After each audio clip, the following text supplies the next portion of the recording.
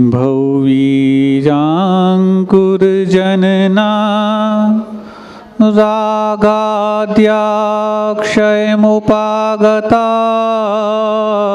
यस्य ब्रह्मा वा विष्णुर्वा हरो जिनो वा नमस्तस्मै। जो विद्यादिसागर सुधी जो विद्यादिसागर सुधी गुरु हैं हितैषी शुद्धात्म में निरत नित्य हितोपदेशी। जो पाप ग्रीष्म ऋतु में जल हैं सयाने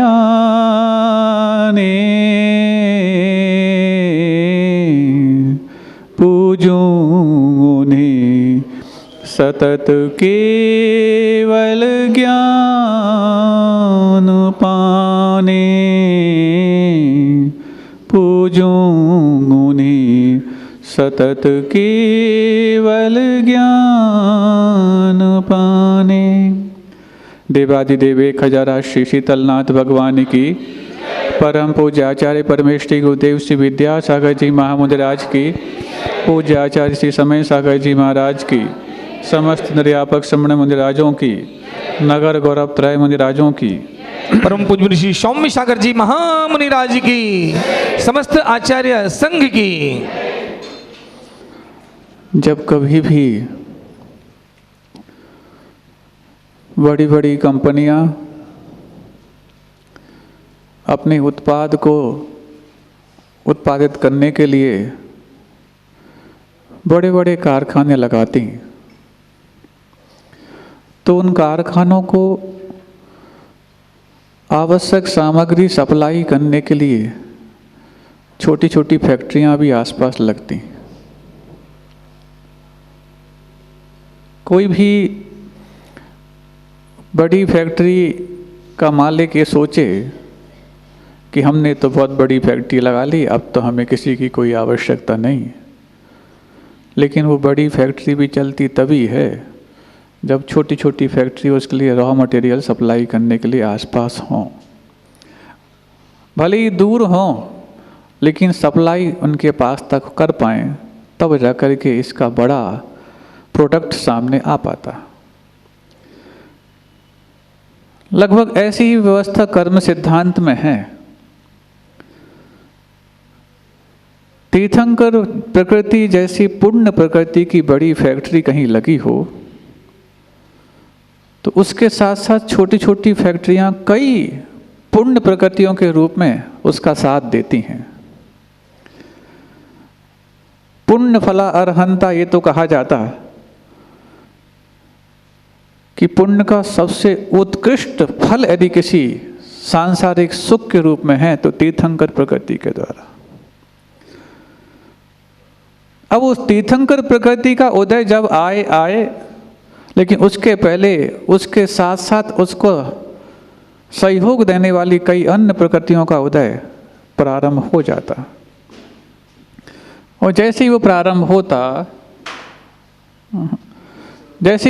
होता कहीं न कहीं हमारे जीवन में उनकी सुख-बुगाहट देखने को मिलती। और सुख-बुगाहट इस रूप में देखने को मिलती कि तीर्थंकर प्रकृति तो 13वें गुणस्थान में देखने को मिलेगी। उसका उदय 13वें गुणस्थान में आएगा। भले ही 83 लाख पूर्व तक आदिनाथ भगवान ने राज शासन किया हो बाल्यकाल से लेकर के, बचे हुए शेष 1 लाख पूर्व में 1000 वर्ष उन्होंने छद्मस्त अवस्था के और निकाल दिए हों, इतने समय तक भी वो तीर्थंकर प्रकृति उदय में नहीं आई। तो फिर इतने समय तक उनकी सारी अन्य अनुकूलताओं की पूर्ति जो देवों के द्वारा होती रही, कुछ एक अपवाद छोड़ करके कि 6 महीने तक उनके लिए आहार नहीं मिला आदि आदि, ये कुछ एक अपवाद हैं। इनको छोड़ करके जो व्यवस्थाएं होती रहीं वो किस पुण्य प्रगति के कारण हुई? जब तीर्थंकर प्रगति अभी उदय में आई नहीं है तो बाकी सब व्यवस्थाएं ये कैसे हो गई? अभी तो केवल ज्ञान हुआ नहीं, अभी तो समोसरण की रचना होना बाकी है, लेकिन उसके पहले व्यवस्थाएं कैसी? तो ठीक वैसे ही जब कोई बड़ी फैक्ट्री लगती है तो बड़ी फैक्ट्री जब काम करेगी उसके लिए छोटी मोटी फैक्ट्रियां लग जाती। बड़े बड़े जब महामार्ग बनते हैं, हाईवे बनते हैं, तो हाईवे के लिए रॉ मटेरियल सप्लाई करने के लिए कई सारे छोटे छोटे प्लांट्स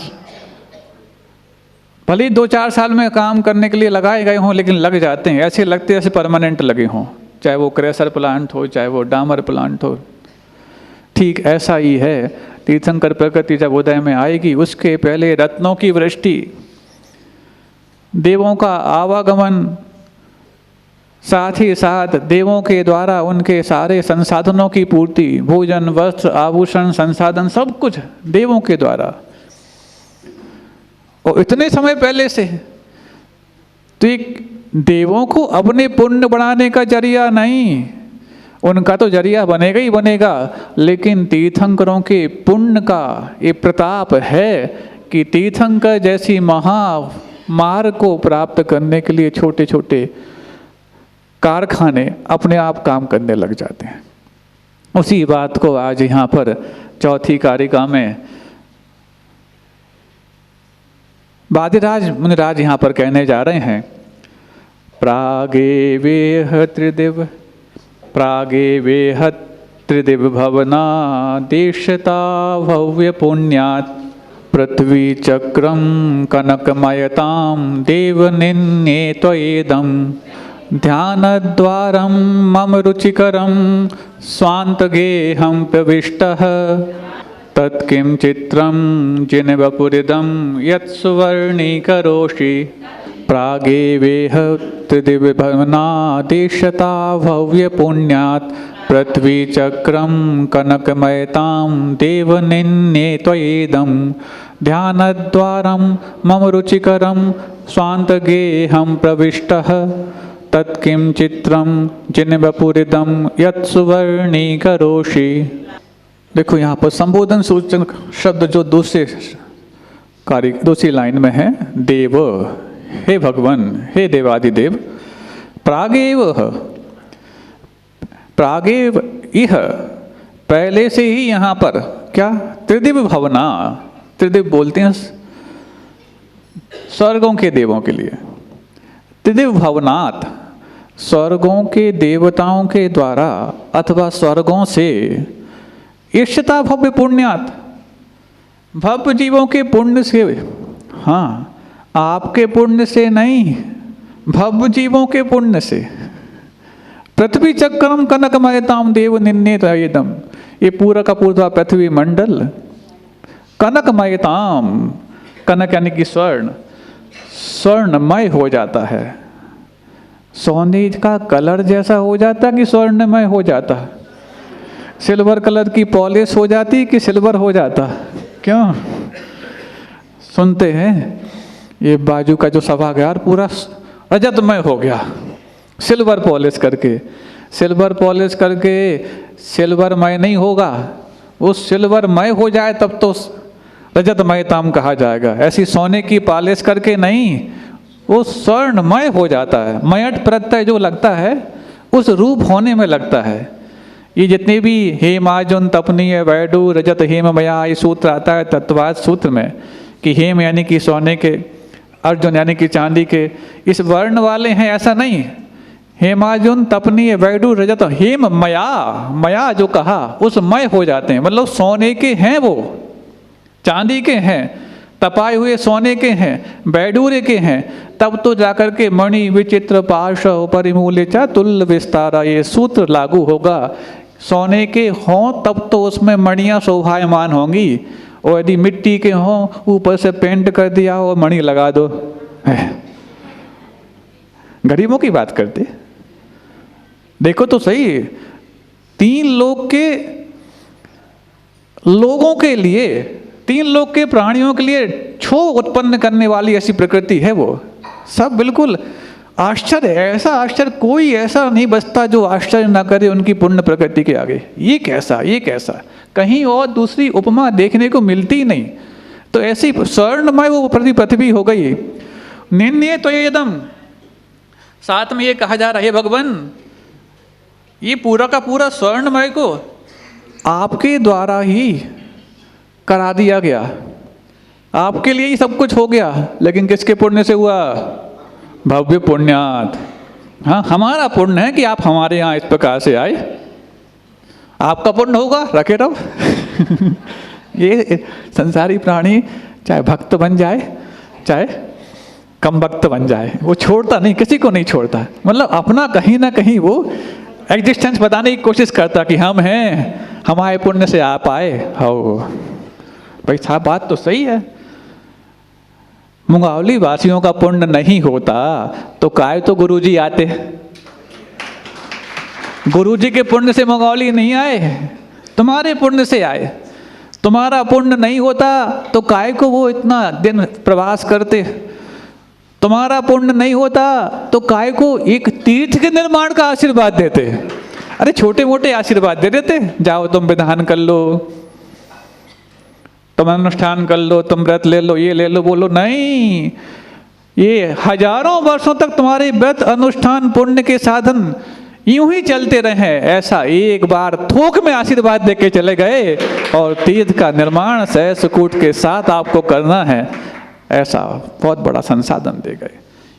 अभी जितना आपको इसकी मूल्य की जानकारी हुई है, ये तो जब बन करके तैयार होगा और जब आसपास के सभी तीर्थों की वंदना करने के लिए निकलेंगे, बुंदेलखंड की तीर्थ की यात्रा में जब एक नवीन तीर्थ का इजाद आपके 24 जनालय और सहस्कूट जनालय के रूप में होगा, तब जाके आपको पता लगेगा कि तीर्थंकर आए थे जिन्होंने हमारे तीर्थ का आशीर्वाद दे के चले गए।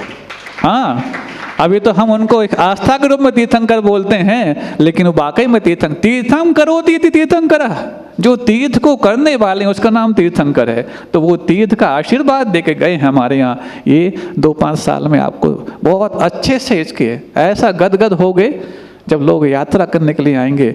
लेकिन यात्री आएंगे तो उनकी आओ भगत भी करनी पड़ेगी। हाओ महाराज, हाओ भगत नहीं, हाँ हाओ करके और भगत जाओ, उसका नाम हाओ भगत नहीं होती। आओ भगत, आओ, आप भगत हैं, हम भी हाँ बहुत भगत हैं यहाँ पर। तो ध्यान द्वारा मम रुचिकरम स्वांत गेहम प्रविष्ट, ध्यान रूपी द्वार से मम रुचिकरम, मुझे रुचिकर, स्वांत गेहम प्रविष्टम, मेरे अंतर्ग्रह में आप जो प्रविष्ट कर चुके हैं। हे भगवान, ध्यान रूपी द्वार से आप मेरे जो अंतर्ग्रह में प्रविष्ट कर चुके हैं। तत्किम चित्रम जिन, देखो 2 बार यहाँ पर संबोधन आया, एक ऊपर भी आया देव के रूप में आया और एक चौथी लाइन में आया जिन के रूप में। मतलब पिछली कारिका में जो संबोधन सूचक वाक्य नहीं दिया था, तो इस कारिका में 2 बार दे दिया। क्यों? हम इस प्रकार का वाक्य का निर्माण कर रहे हैं कि बार बार आपको याद करके मेरी शब्दों की संरचना आगे बढ़ती है। जब कोई शब्दों का निर्माण ना हो रहा हो तो कुछ लोग तकिया कलाम लगा लेते हैं, ये जो है हाँ मतलब कुछ भी, सबके अपने अपने तकिया कलाम होते हैं। वो तकिया कलाम इसलिए होते हैं कि उनको गुस्सा में वो शब्द कुछ सूझ नहीं रहा, तो उसको बीच में लेकर के 2-3 सेकंड का समय ले लेते हैं, याद आ जाता है, फिर आगे बढ़ जाते हैं। ये जो है 101% नहीं समझे।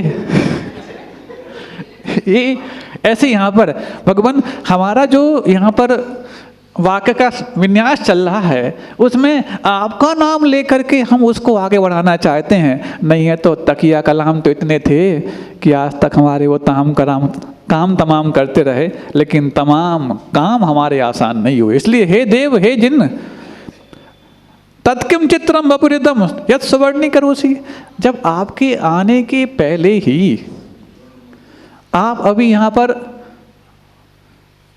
जन्म को तो बहुत दूर की बात है, गर्भ में ही नहीं आए, उसके आने के 6 महीने पहले से पूरी पृथ्वी स्वर्णमय हो गई, रत्नों की वृष्टि होने लग गई। ये आपका प्रभाव है। ये बात अलग है कि हमारी पृथ्वी हुई तो हमारा पुण्य भी था, लेकिन अब हमारे पुण्य से मैंने अपने ही भीतर आपको उतार लिया हो। जब पृथ्वी पे उतरने के पहले पूरी पृथ्वी स्वर्णमय हो सकती है, तो मेरे हृदय में आप यदि आन बसे हैं तो मेरा पूरा शरीर स्वर्णमय हो जाए, सुंदरता को प्राप्त हो जाए, तो इसमें कौन से बड़े आश्चर्य की बात है। मैं तो 6 फुट का हूँ, ये तो पृथ्वी भूमंडल कितना योजनों में थी।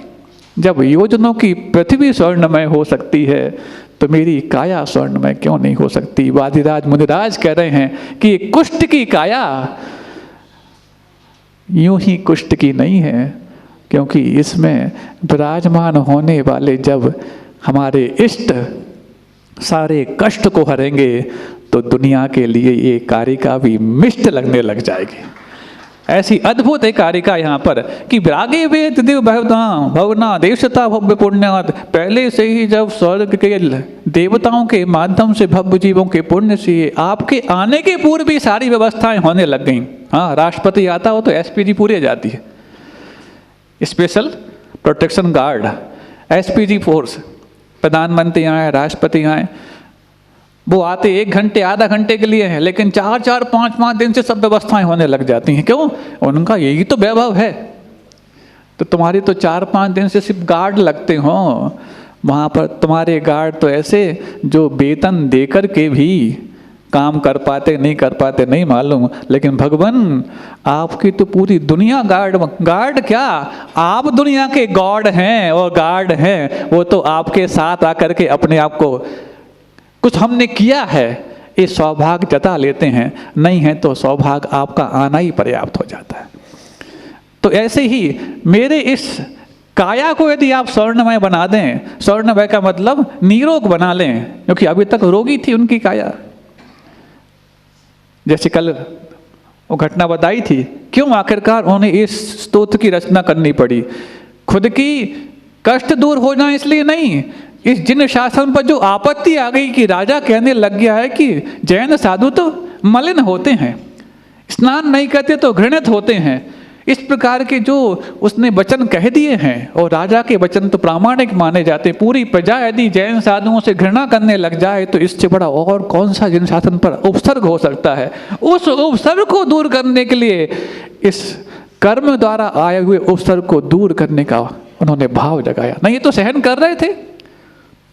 उपसर्ग वे दुर्भिक्षे जजाम च निप्रतिकारे, उपसर्ग आ जाए, दुर्भिक्ष आ जाए, बुढ़ापा आ जाए जो प्रतिकार से रहित हो, अथवा रोग आ जाए तो क्या करते,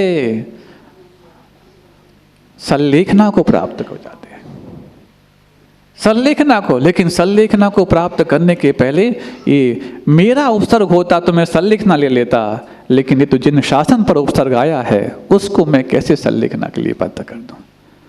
तो नहीं, इसका तो प्रतिकार संभव है तो करेंगे, निप्रतिकारे, प्रतिकार रहित यदि ये चीजें आ जाएं तब तो ठीक है, सल्लेखना ले लो, लेकिन जब प्रतिकार संभव है तो पहले प्रतिकार करो। तो प्रतिकार कैसे करें? एक ही मात्र साधन है कि इसको मैं अपनी काया को पहले ऐसा करके बता दूं कि ये तप तो ऐसा है जो जन्म जरा और मृत्यु जैसे रोगों को ठीक कर सकता है, कुष्ठ रोग कौन सी बड़ी बात है। तो बस उन्होंने ये कह दिया कि पहले से ही भगवान आपके आने के 6 महीने पहले से पूरी पृथ्वी स्वर्णमय हो गई, रत्नमय हो गई, और आपके आने के पहले ये भाव था। तो यदि आप मेरे हृदय में विराजमान हो गए हैं तो मेरा शरीर यदि स्वर्णमय हो जाए, शरीर निरोग हो जाए, स्वस्थ हो जाए, तो इसमें कौन सी बड़ी बात है। यहाँ पर भगवान को उलाहना दी जा रही है। हाँ, आप लोग जैसे भक्त होते क्या कहते हैं, ये यहाँ विश्वास की बात कही जा रही। भगवान आप यदि यहाँ विराजमान हो गए तो मैं तो पक्का होऊंगा। अपन क्या बोलते, सुनते हैं बहुत सामर्थ्यशाली हैं, अनंत शक्ति आपके पास है, करके दिखाओ हम स्वस्थ हो जाएं तब तो माने तुम्हारे पास है। ऐसे टेढ़े भक्त पंचम काल के होते, और पंचम काल में भी होंडा सर्पणी, उसमें भी फिर शताब्दी 21वीं लग गई हो, उसमें भी AI इनकी इंटेलिजेंसी आर्टिफिशियल हो गई हो। हाँ, ये तो रियल इंटेलिजेंसी के समय की बातें हैं जो आज आर्टिफिशियल इंटेलिजेंसी वालों के लिए भी आश्चर्य का विषय हो गई कि एक ऐसे संभव है, ये कहाँ से व्यवस्था बन गई। हाँ, तो मशीनों में मशीनों में इंसान भर सकते हो, इंसानियत नहीं। मशीन को तुम इंसान बना रहे हो, नागरिकता प्रदान कर रहे हो, लेकिन तुम इंसानियत भर के दिखाओ, तब तो तुम्हें माने कि तुम शायद आज इस एआई के ज़माने में बहुत एडवांस हो गए हो। लेकिन यहाँ पर देखो कैसी एआई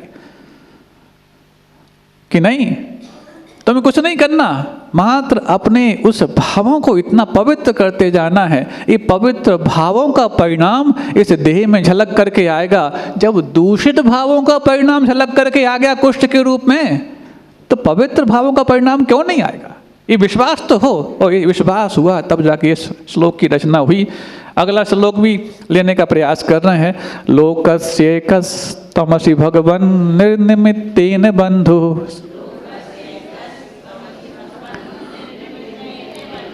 लोकस्यैकस्तमसि भगवन् निर्निमित्तेन बंधुर्। लोकस्यैकस, ऐ की मात्रा है यहाँ पर, लोकस्यैकस्तमसि भगवन् निर्निमित्तेन बंधुस्। ये हलंत सा जो अगली पंक्ति में है उसको यहाँ ले लो, नहीं तो आगे बोल नहीं पाओगे, ई लगाओगे फिर बाद में। लोकस्यैकस्तमसि भगवन् निर्निमित्तेन बंधुस्, त्वय्येवासौ सकल विषया शक्तिरप्रत्यनीका।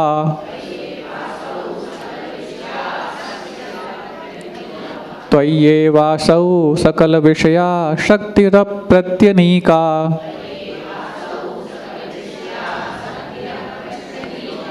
भक्तिस्फीतां चिरमधिवसन् मामिकां चित्तशय्याम्।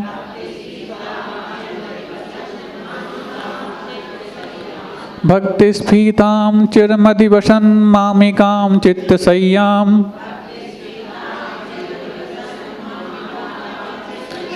मय्युत्पन्नं कथमिव ततः क्लेशयूथं सहेथाः।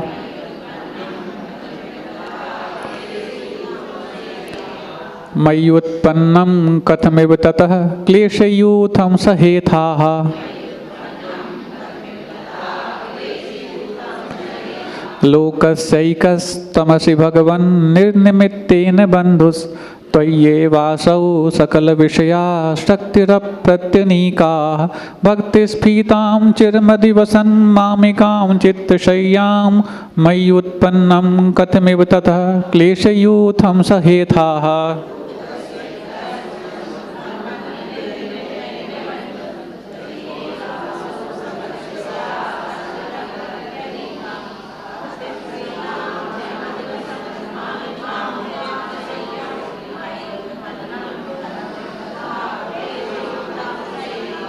हाँ, लोकस्यैकस्तमसि भगवन्, भय भगवन्। लोकस एक है, तमसि, इस लोक में आप ही एक हो। क्या? निर्निमित्तेन बंधु, अकारण बंधु। हाँ, जब अचानक परदेश में तुम्हारे लिए कोई सहयोगी मिल जाए, और ऐसा सहयोगी जिससे आपने कभी उम्मीद ना की हो। कभी भी दो प्रसंगों पर ही आप सबसे ज़्यादा शॉक्ड होते हैं। एक तो अचानक कोई आपका सगा दगेबाज बन जाए, और एक अचानक आपका जो हमेशा दगा देता था आपके पाले में खड़ा होकर सगा बन जाए। ये दो आपसे सहनीय नहीं होते। दोनों में आंसू आते, एक में हताशा के आंसू आते, और एक में उसके प्रति अपने एहसानमंद होने के आंसू आते। ऐसे ही हे भगवान निर्निमित्तेन बंधु, संसार में कष्ट पा ही रहा था, लेकिन एक आप ऐसे हैं, पता नहीं आपको क्या सूझी, जो आप मेरे अकारण बंधु बन गए। उनको सूझी कि तुम्हें उनकी सूझी, ये बात अलग है। पता नहीं ऐसी क्या हुआ कि आप हमारे अकारण बंधु बन गए, बिना किसी कारण से। कोई हमारा आपसे लेन देन नहीं, व्यवहार नहीं, ना कभी लिफाफा दिया आपको। लिफाफा देते ना, तुम लोग के व्यवहार लिफाफे से चलते हैं। हम सोचे कई बार कि ये लोग लिफाफे में रख के क्यों देते हैं, सीधे भी दे आए तो क्या दिक्कत है। सीधे ते आए, तुरंत पोल खुल जाए कितने देते। इसलिए लिफाफे में रख देते, ऊपर से चिपका के देते हैं, बाद में जब खोलते रहना खोलते, तब तक तो हम खा पी के आगे हो जाएंगे। हाँ, तो ऐसे ही लिफाफे की भले ही 21 रुपये भी दिए तो लिफाफे में। हाँ, और कुछ लोग होते हैं, मान लो ज़्यादा देना है तो 5 रुपये की गड्डी, कितने दी है? अरे गड्डी दी पूरी, 500 की नहीं 5 रुपये की दी है। तो ऐसे ही हे भगवान, तो ये वासु सकल विषया शक्ति रप पत्नी का, आप एकमात्र जो हमारे इस हृदय में वास करने लग गए, और वो भी कैसे? निर्निमित्तेन, बिना किसी भाव से। एकमात्र आप ऐसे बंधु हैं, कैसे हैं? सकल विषय, सकल विषया शक्ति, सभी प्रकार के विषयों को आप जानने में शक्ति संपन्न है।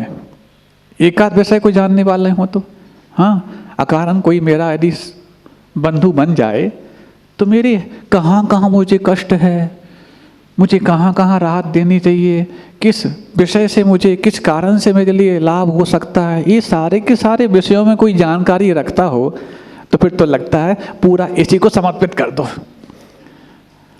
वो डॉक्टर जो हमारी नाड़ी देख करके पूरा ज्ञान कर ले, फिर आपको सरेंडर होने में देर नहीं लगता।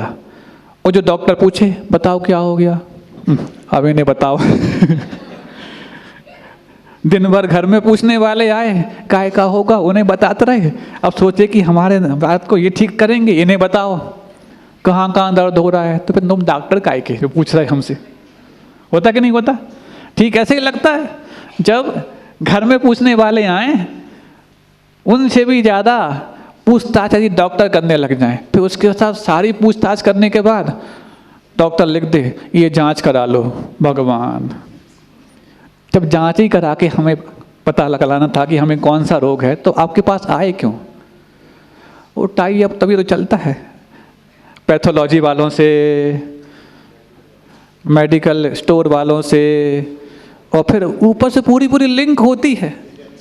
Doctor, senior doctor, junior doctor, super junior doctor, super senior, ये सारे के सारे। अब बताओ, इतने लोगों से एक व्यक्ति के एक रोग की जांच होगी। अब जब जांच होगी तो फिर उसके बाद फिर सांच को आँच तो आएगी ही आएगी। कैसे होगी? फिर ऐसी सांच को आँच आएगी कि भाई अब एक कोई डॉक्टर के पास चले जाओ, लखपति तो आप बन ही जाते, डॉक्टर नहीं आप। क्यों? जो 1000 खर्च करता है वो लखपति, जो लाख खर्च करता है वो करोड़पति। ये तो आप पहचान ही चुके हैं, तो आप लखपति बनते कि नहीं बनते? हाँ, मजदूर भी हो तो बेचारा वो लखपति बन जाता डॉक्टर के पास जा करके। क्यों? 1000 तो खर्च करना ही करना, अब कैसे खर्च करेगा भगवान जाने। ऐसे ही, लेकिन हे भगवान आप तो ऐसे हैं, आपने जैसे ही आपके पास पहुंचा आपने पूरा का पूरा स्कैन कर लिया। गुरु ऐसे ही होते हैं, तुम्हारा CT स्कैन और MRI लाइट हो तब जाके काम करता, और कटौती हो जाए तो फिर आधी रिपोर्ट में। अब रिपोर्ट आ गई, क्या आई? नहीं, कुछ लग तो रहा था कि यहाँ इस नस में यहाँ तक प्रॉब्लम है, उसके बाद लाइट चली गई। हे भगवान। तो जब तुम्हारी लाइट आएगी तब तुम जांच करोगे, तब तक आदमी मरीज चला जाए। लेकिन गुरु के सामने पहुंच जाते हैं, वो आपको देखे भी ना, आपकी उस ऊर्जा को देख करके आपके ऑरा को ही समझ करके समझ जाते हैं कि ये क्या है, क्या कहने आया है, क्या लेने आया है, क्या समझने आया है और क्या समझाने आया है। और बस जैसी रिपोर्ट तुम्हारे अंदर आने के पहले ही वो समझ जाते हैं, और रिपोर्ट कार्ड तब थमा जाते हैं। हम तो कुछ और कहने आए थे और आपने तो कुछ और ही कह दिया। हाँ, तुम जो बाद में कहते तो पहले ही कह दिया। क्यों ऐसा? क्योंकि विशुद्धता जब आ जाती है तो विशुद्धता के सामने कोई छुप नहीं सकता। विशुद्धता का मतलब स्पष्टता, निर्मलता, परिणामों की पवित्रता जब किसी व्यक्ति के पास हो तो उसको स्कैन करने में देर नहीं लगती। दर्पण के पास और क्या होता?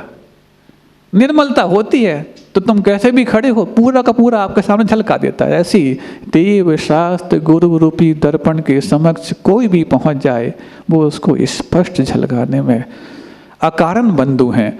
और भक्ति स्फीताम चिरमदि वसन मामिकाम चित्त शय्याम, आप मेरी चित्त रूपी शैया में आप राजे हैं भगवान।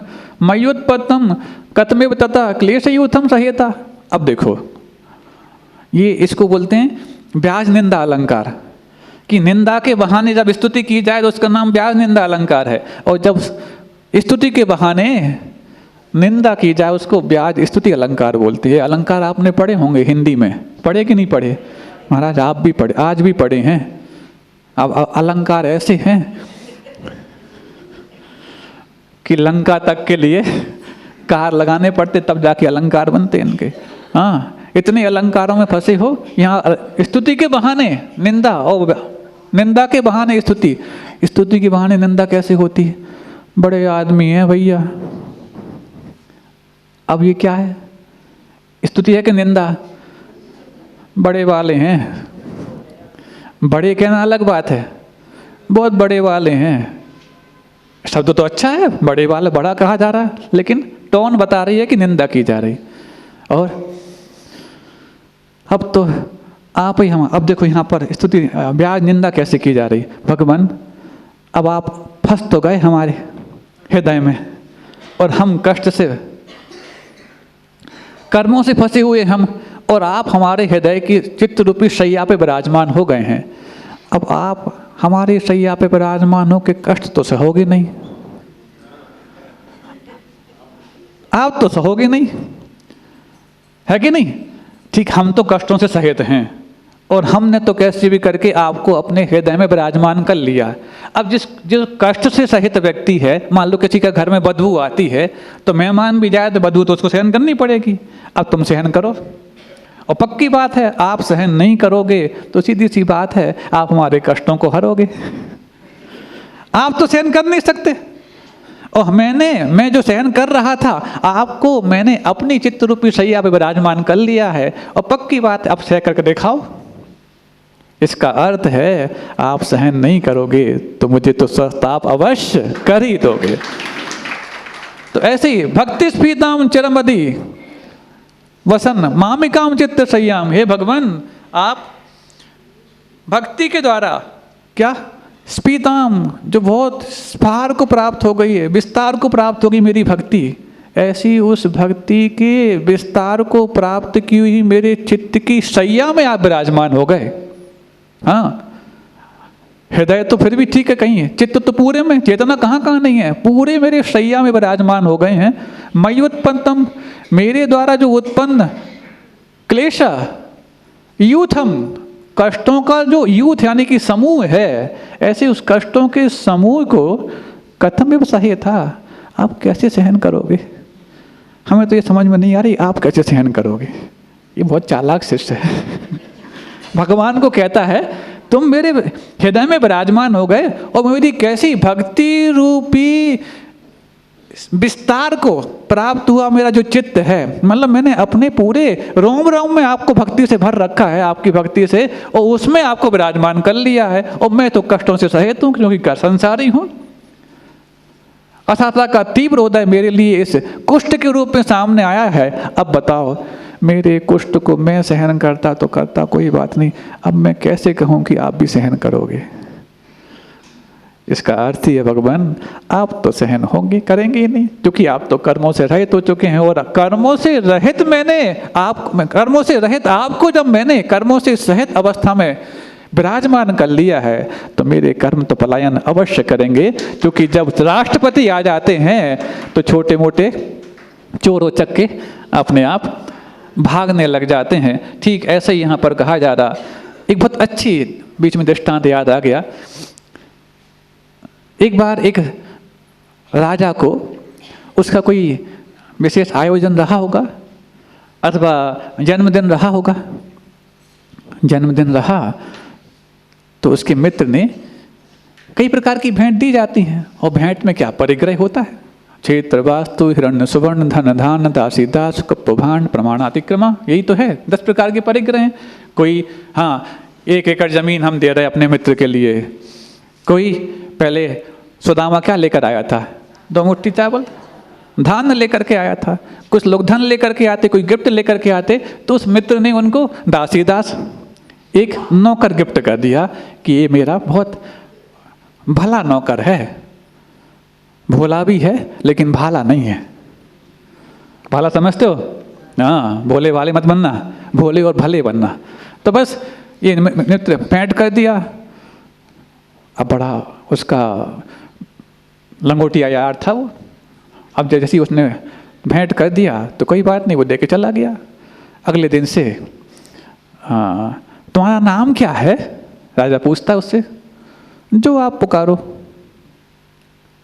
मतलब क्या? जो आप पुकारो। अच्छा, कहाँ रहते हो? जहां आप मानो। अब यहां कहाँ रहोगे? जहां आप कह दो। क्या काम करोगे? जो आप कहो। बड़े परेशान। शुरू में तो लगा कि बहुत आज्ञाकारी लगता है, हर चीज में कोई बात ही नहीं है, जो आप कहो, जो आप कहो, जो आप कहो, जो आप कहो। इतने में पूछता है, कितना वेतन लोगे? जो आप दोगे। क्या खाओगे पियोगे? जो आप खिलाओगे। ऐसा नौकर तुम्हें मिल जाए तो बताओ क्या करोगे? चल भाग यहां से। बार्गेनिंग नहीं करता, भावताव तो कर ले। क्योंकि ऐसे यदि भले और भोले नौकर को तुम पालो तो तुम तो यही कहोगे पक्का कुछ न कुछ दाल में काला है, क्योंकि तुम ऐसी काली दाल के धनी हो तुम लोग। अब वो कहता हर चीज में जो आप कहो, जो आप, नाम तक नहीं बताना चाहता, काम जो आप कहो सब कुछ करने तैयार है। फिर जब थक गया राजा तो पूछता, भले आदमी ये तो बता कम से कम कुछ तो तेरी इच्छा होगी। मेरी कोई इच्छा नहीं। कुछ तो बता, कुछ तो इच्छा बता दे। बोले, वे नौकर किस काम का जो मालिक की इच्छा को दरकिनार करके अपनी इच्छा बताता हो। जो मालिक की इच्छा है वो कर सके वही उनका सेवक है। मैं जब सेवा के लिए आया हूं तो आप अपनी इच्छा बताओ, मैं क्या कर सकूं। इतनी पवित्रता यदि हमारे देव शास्त्र गुरु के समक्ष पहुंचते हो जाए तब तो सोचो, वो मालिक जब ये बात सुनेगा कि मेरी क्या इच्छा, वो सेवक बोलना मेरी क्या इच्छा, जो आपकी इच्छा वैसा कर दो, तो बताओ अपनी इच्छा से तैयार करने वाला वो राजा सेवक को सेवक रखने देगा कि वो सभागृह में सबसे बड़े पद से विभूषित कर देगा। ऐसी भगवान के सामने पहुंचो तो पूरी निर्मलता के साथ पहुंचो, पूरा सरेंडर कर दो। भगवान से तुम कुछ मत मांगो, भगवान से भगवान को मांगो, भगवान तुम्हें भगवान बना देंगे। ये भाव लाके देखो। ऐसा ही यहाँ पर वादिराज मुनिराज इतनी पवित्र मन से सोचो कैसा संकट आया था, उस संकट में भी अपने अंदर के भावों को कितने विकट बना के सामने ला रहे हैं। अगली कारिका में जन्माटव्याम कथमपि मया देव दीर्घम भ्रमित्वा,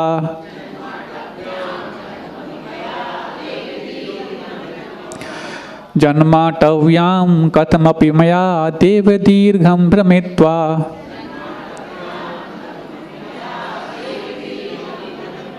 प्राप्तैवेयं तव नय कथा स्फार पीयूषवापि,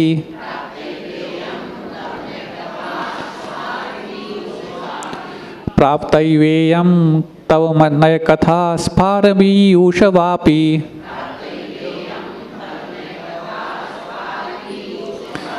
तस्या मध्ये हिमकर हिमत व्यूह शीते नितान्तं,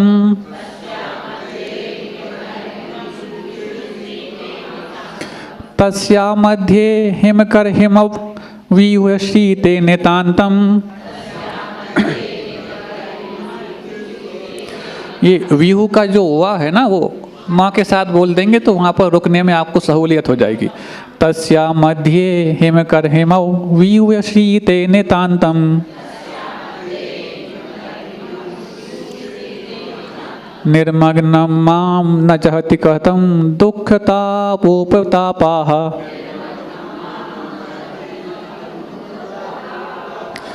जन्माटव्यां कथमपि मया देव दीर्घं भ्रमित्वा, प्राप्तैवेयं तव नय कथा स्फार पीयूषवापि, तस्या मध्ये हिमकर हिम व्यूह शीते नितान्तं, निर्मग्नं मां न जहति कथं दुःखदावोपतापाः।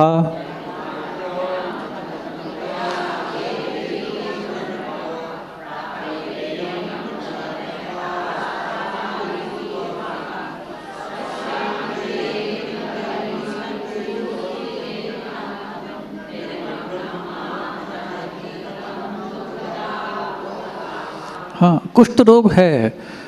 और इस प्रकार के रोग जब होते हैं तो भारी वेदना भी होती है, जलन भी होती है, पीड़ा भी होती है। ऐसे में यदि कोई शीतलता को औषधि बना करके और लगा दे, औषधि तो है लेकिन औषधि कष्टकारक हो जाए तो फिर बच्चे भागते हैं। इंजेक्शन लगा दो, पहले ही कम था क्या? पहले ही कष्ट कम क्या था? जो इंजेक्शन की बात करते हो तो लोग भाग जाते, पहले आते थे। हाँ, वो चट्टे बनाने वाले हाँ, स्कूलों में आते थे, कॉलेज सब में आते थे, जहाँ पर भी, आंगनबाड़ियों में भी आते थे।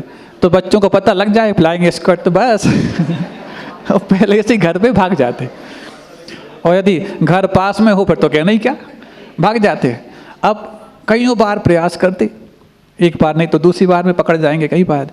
तो अब देखो जिन जिन लोगों के लिए वो टीके बोलते हैं, हाँ, चेचक के टीके, ये टीके, VWC, पता नहीं कौन कौन से, BBC लंदन के, हाँ, तो ये सब ये टीके जो होते हैं, ये टीके लगाए जाते हैं। जिनको लग गए और जिनको नहीं लग पाए, अभी तुलना करना किसका इम्यून सिस्टम ज़्यादा स्ट्रांग है। ये जितनी भी कहना चाहिए वैक्सीन्स लगाई जाती हैं। पोलियो के बारे में आप लोगों को ये बताया कि भारत पोलियो मुक्त हो गया। एक बहुत बड़ा भांडाफोड़ हुआ कि पोलियो की जो वैक्सीन है अथवा जो दवा पिलाई जाती है उसमें एक ऐसा बैक्टीरिया इंड्यूस किया गया है, जब उसके साइड इफ़ेक्ट सामने आएंगे तो आपको उन्हीं कंपनीज के सामने हाथ फैलाना पड़ेगा जिन्होंने ये दवा बनाई है। अब बताओ, नौनिहाल बच्चों के प्रति इतना बड़ा घनघोर षड्यंत्र। WHO है, वर्ल्ड हेल्थ ऑर्गेनाइजेशन, ये जो सबसे ज़्यादा संवेदनाओं का क्षेत्र होना चाहिए स्वास्थ्य विभाग, वो सबसे ज़्यादा संवेदनहीन होने लग गया। तो यहाँ पर ये कहा जा रहा है कि जैसे कोई भी ऐसा रोग है जो वैसी कष्टकारक है और उसमें कष्ट देने वाली दवा का प्रयोग करोगे तो फिर वो दवा चाहेगा ही नहीं, हमें ऐसी ठीक है। ये बात ठीक है कि कुछ समय के लिए दवा का उपयोग करना पड़ता, फिर आप निरोग हो जाएंगे, फिर स्वस्थ हो जाएंगे, लेकिन उतने समय के भी वो सहन नहीं करना चाहते। लेकिन यदि मान लो वो दवा लगाते वक्त भी आपको अनुकूल लगे और लगने के बाद आपके लिए स्वास्थ्य से और ज़्यादा सुदृढ़ बना दे तो फिर कौन नहीं हमें लगाओ ऐसा कहता। तो ऐसे ही यहाँ पर कहा जा रहा है, भगवान, हे स्वामिन देव, दीर्घम भ्रमित्वा, दीर्घ काल से मैं भ्रमण कर रहा हूँ। कहाँ? जन्माटव्यम, जन्म जरा मृत्यु रूपी अटव्याम यानी कि अटवी में, यानी कि जंगल में, प्राप्त एव इयम तव नय कथा स्पार पीयूष पापी। हे भगवान, आपकी इस प्रकार की जो कथा है, आपके बारे में जो कहा जा रहा हूँ, क्या कहा? नए कथा। देखो, अपने मतलब की कथा जो एकांत को कहने वाली हो वो अपनी अपनी अपेक्षा से होती है। जो नए कथा होती है वो सापेक्ष होती है। इस नए के द्वारा ये ठीक है, आप अपने बेटे की अपेक्षा से पिता हैं, ना कि हर की अपेक्षा से पिता हैं। आप अपने बहन की अपेक्षा से भाई हैं, ना कि पिता की अपेक्षा से भाई हैं। तो ये नए जो होता है ना, ये पॉइंट ऑफ व्यू, दृष्टिकोण जिसको बोलता है, नजरिया, उस नजरिया के तहत यदि कोई बात कही जाती तो सबके लिए सुग्राह्य होती है। नहीं है तो तुम एकांत होकर कहो ये तो पिताजी हैं, सभी कहने लग जाओ, क्या राष्ट्रपिता हैं, सब कहने लग जाए। तुम्हारे बापू होंगे तो रखे रहो अपने बापू सबके थोड़े ना है। तो ऐसे ही यहाँ पर प्राप्त वेयम तब नय कथा, आपकी इस प्रकार की जो सापेक्ष कथन करने वाली जो कथन शैली है, स्पार पीयूष वापी, वो बहुत बड़ी, क्या स्पार यानी बहुत विस्तृत वाली, पीयूष यानी कि अमृत, वापी यानी कि बावड़ी है। हाँ, कौन सी है तुम्हारे यहाँ? मलखावनी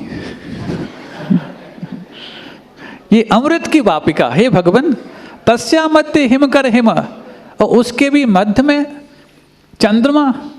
हिमकर किसको बोलते हैं? चंद्रमा को कहा। और हिम किसको बोलते हैं? बर्फ के लिए कहते हैं।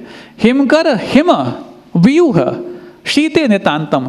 और देखो पहली बात तो अमृत की बावड़ी हो, उसमें भी चंद्रमा की रोशनी पड़ रही हो, उसमें भी बर्फ हो, अरे वाह कितनी ठंडी लगेगी। ठंडी के मौसम में सुनने में अच्छा नहीं लगेगा, जब यहाँ पर बहुत तीव्र लू चल रही होती उस समय सुनने में हा ऐसे कहने लग जाते। तो ऐसी अब जिनकी देह जल रही है उस कुष्ठ रोग से, उसके लिए ये इस प्रकार का मिल जाए, हे भगवान आपके कथन रूपी, आपकी देशना रूपी जो अमृत पापिका है, अमृत बावड़ी है, उसमें भी चंद्रमा की शीतल किरणें पड़ रही हों और बर्फ के वहाँ पर बड़े बड़े क्या टुकड़े पड़े हों, उसमें क्या निर्मग्नम माम न चाहती कथम दुख तावोपतापा, क्या उसके मध्य में पूर्णता में जो अपने आप को अवगाहित कर चुका हूँ ऐसी बापिका में, तो क्या दुख दावोपतापा, दुख रूपी दाव बोलते हैं दावा नल के लिए, जंगल की आग को दावा नल बोलते हैं और समुद्र की आग को बड़वा नल बोलते हैं। बड़वा नल, समुद्र में आग लगती क्या महाराज? हाँ लगती। सुनामी क्या है? समुद्र की आग है। नीचे बहुत तल में जाकर के जब वहाँ पर बहुत अत्यधिक ऊर्जा उत्पन्न हो रही है, उस ऊर्जा के प्रभाव से ही वो लहरें इतनी उछल रही कि मीटरों में उछलती हैं और पूरे पूरे आसपास के वातावरण को, स्थान को जलमग्न कर देती। इसका नाम सुनामी है। सुनामी बड़वाग्नि है।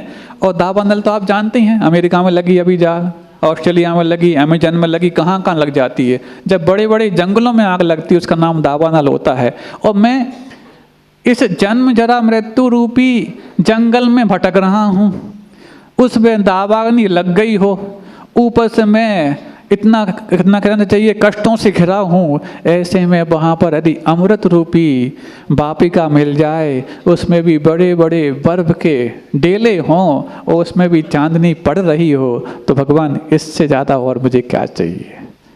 ये जो आप मुझे मिल गए हैं, ये क्या पूर्णता में जो अपने आप को उसमें अवगाहित कर चुका हूँ बावड़ी में, तो क्या वो दावाग्नि मेरा कुछ बिगाड़ पाएगी?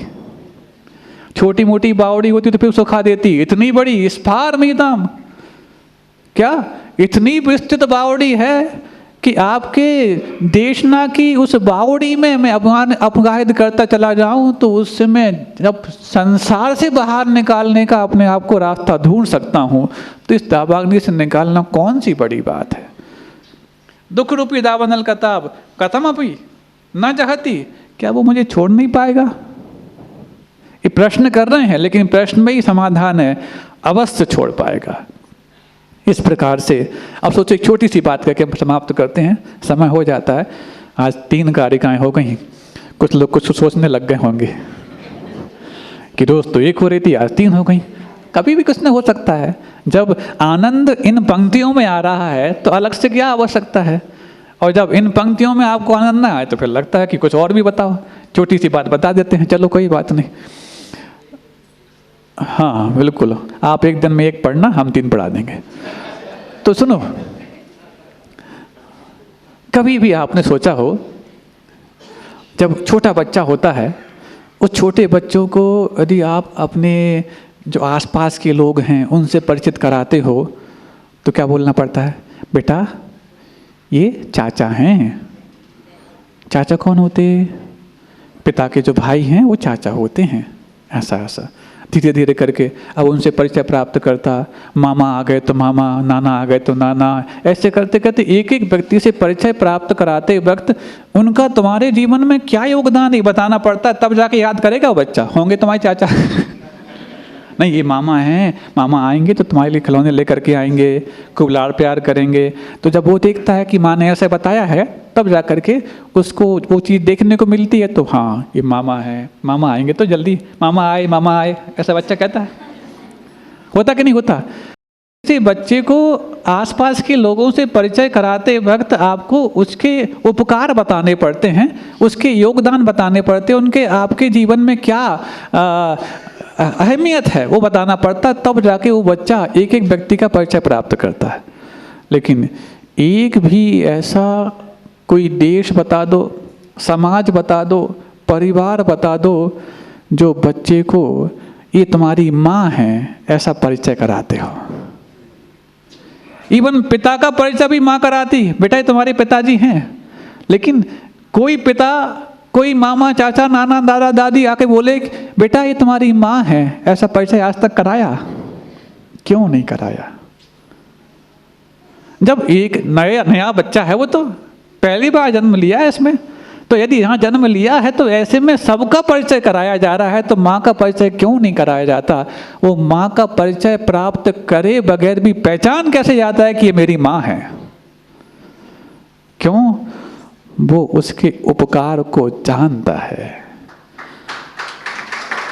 वो उसके उपकार को जानता है कि पहले ही पल से तो क्या, जब मैं दूसरी पर्याय से इस पर्याय में आया था, तब से लेकर के और तब मैंने आँख नहीं खोली, इसी का उपकार तो है जो इसने मुझे आँख खोल करके इस दुनिया में देखने लायक बनाया है।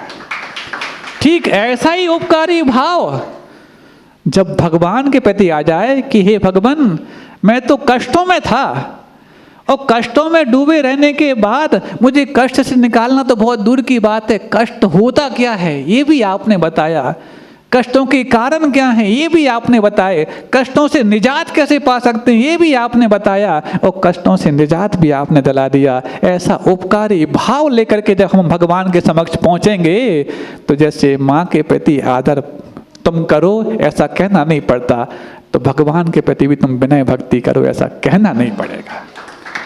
ये उपकारी भाव आ जाए। बताओ, सच बताओ, बाकी सारे रिश्तेदारों का परिचय तुमने कराया होगा अपने अपने बच्चों को, लेकिन खुद का परिचय कराया क्या? नहीं कराया। ऐसे ही भगवान का परिचय कराना ना पड़े। भगवान का उपकार हमारे जीवन में क्या है? अरे ये जीवन भी उन्हीं से जानना, क्योंकि अरहंत भगवान ही हैं तो जो सब कुछ जान करके मेरे अकारण बंधु बन करके मेरे सामने पूरा का पूरा दृश्य प्रस्तुत कर दिया कि ये तुम हो। कि जब शुरुआत से उपकार देखते हैं तो कभी देखो, अच्छा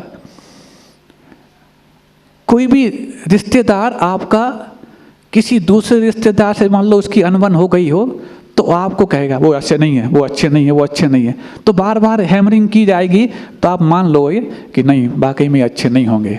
लेकिन कोई कितना भी बड़ा तुम्हारा रिश्तेदार हो जाए और कहे कि तुम्हारी माँ ठीक नहीं है, माँ ठीक नहीं है, तुम्हारी बात ठुकरा देगा, लेकिन माँ ठीक नहीं है ये बात कभी स्वीकार नहीं करेगा।